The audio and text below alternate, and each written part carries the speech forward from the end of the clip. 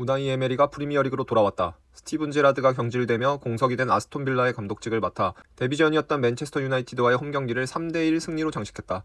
시즌 중 다른 팀을 맡고 있다가 이적을 한 사례에 해당하기 때문에 감독 입장에서 경기를 준비할 시간 자체가 충분치 않았다는 것을 감안한다면 이번 경기에서 아스톤 빌라가 보여준 모습은 상당히 인상적이라고 볼 수 있다. 특히 최근 몇 년간 비아레알이라는 팀을 통해서 확인할 수 있었던 우나이 에메리라는 감독의 특성이 그대로 드러났기에 이는 더 고무적이라고 볼 수 있었다. 이번 영상에서는 아스톤 빌라가 맨체스터 유나이티드와의 경기에서 전술적으로 어떠한 특징을 보여주었으며 이를 바탕으로 어떤 식으로 맨체스터 유나이티드를 상대로 전술적으로 우위를 가져갔는지에 대해서 얘기해보고자 한다. 기본적으로 아스톤 빌라는 이번 맨체스터 유나이티드와의 경기에서 4-4-2 시스템을 활용하는 모습을 보여주었다. 다만 공격 국면에서는 좌우 측면 미드필더였던 제이콥 램지와 부엔디아를 사이드 채널에 위치시키며 좌우 폭을 확보하게 하는 것이 아닌 주로 하프 스페이스 채널에 위치시키며 좌우 풀백들에 대해서 지속적으로 대각선으로 포지셔닝을 가져가게끔 했다. 최전방 공격수인 와킨스와 베일리는 상대 풀백과 센터백 사이에 위치하는 모습을 보여주었다. 그리고 해당 선수 배치를 통해서 아스톤 빌라는 이번 경기에서 수비 시 4-1-4-1 형태의 진영을 구축했던 맨체스터 유나이티드를 상대로 지속적으로 수적 우위를 확보할 수 있었다. 우선 최후방에서부터 공격을 전개하는 상황에서 호날두 한 명으로 구성되었던 맨유의 1선을 상대로 아스톤 빌라는 좌우 센터백과 에밀리아노 골키퍼를 통해서 3대1의 수적 우위를 확보한 채 공격을 시작할 수 있었다. 아스톤 빌라의 해당 수적 우위를 의식한 호날두는 1선에서부터 압박을 감행할 경우 에밀리아노 골키퍼에서 한쪽 센터백으로 향하는 패스라인을 막는 식으로 압박을 시도했다. 호날두의 이러한 움직임은 자연스럽게 공이 향할 수 있는 반대쪽 센터백에 대한 수비가 진행되어야 함을 의미했고, 이로 인해 레시포드 혹은 가르나초는 자신과 가까운 아스톤 빌라의 센터백에 대한 수비를 가져갈 수밖에 없었다. 그리고 해당 상황에서 골키퍼인 에밀리아노는 자신과 가까운 옵션인 센터백으로 공을 보내지 않고 그 다음 옵션이라고 할 수 있는 풀백을 향해서 공중볼로 공을 전개하는 모습을 경기 내내 보여주었다.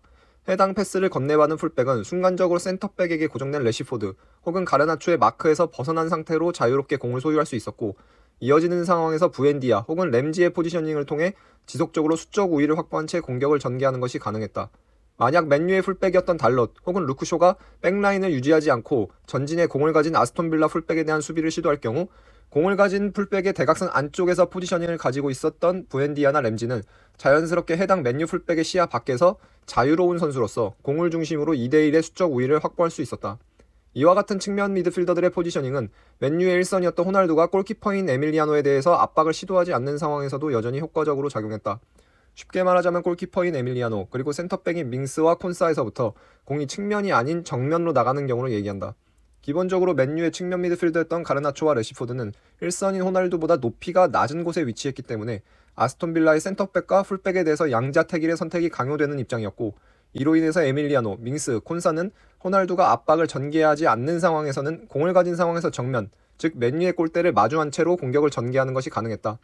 정면으로 공을 전개하는 상황에서 에밀리아노, 밍스, 콘사는 맨유 2선의 등 뒤에 있던 부엔디아 혹은 램지를 향해서 땅볼로 패스를 시도했고, 아스톤 빌라는 해당 공격 전개를 통해서도 2대1의 수적 우위를 확보하는 것이 가능했다.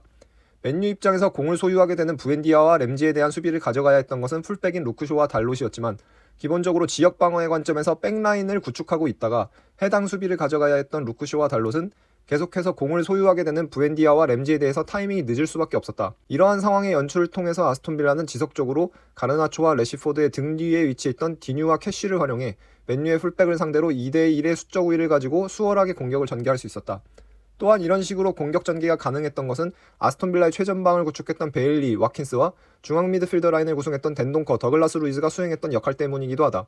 최전방 라인을 구성했던 베일리와 아킨스의 경우에는 앞서 언급했던 것처럼 지속적으로 맨유의 풀백과 센터백 사이에 위치했다.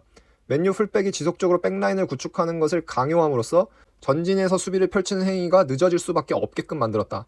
여기에 중앙 미드필더였던 덴동코와 더글라스 루이즈는 지속적으로 에릭센과 반데빅을 자신들에게 묶어놓음으로써 맨유의 2선 자체를 후방으로 끌어들여 부엔디아와 램지가 맨유의 2선의 등 뒤에서 공을 소유하는 것이 가능케끔 했다.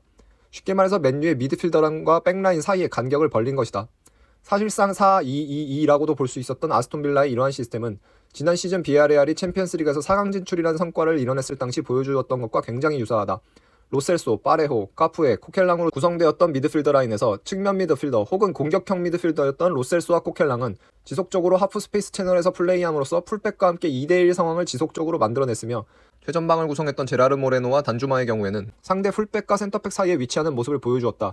만약 상대 풀백이 로셀소와 코켈랑에 의해서 전방으로 끌려나갔을 경우에는 이로 인해 발생한 측면의 공간으로 빠져나와 해당 공간을 자신들이 활용함으로써 지속적으로 상대 센터백을 측면으로 끌어들여 거기서부터 공격을 전개한 바 있다. 해당 관점에서 보았을 때 아스톤 빌라에서 굉장히 좋은 활약을 보여주었던 것은 레온 베일리였는데, 레온 베일리는 본래가 측면 자원으로 플레이하는 경우가 굉장히 많았기 때문에 측면으로 빠져나와 상대 센터백과 1대1하는 관점에서 볼 때 굉장히 경쟁력 있는 모습을 잘 보여주었다.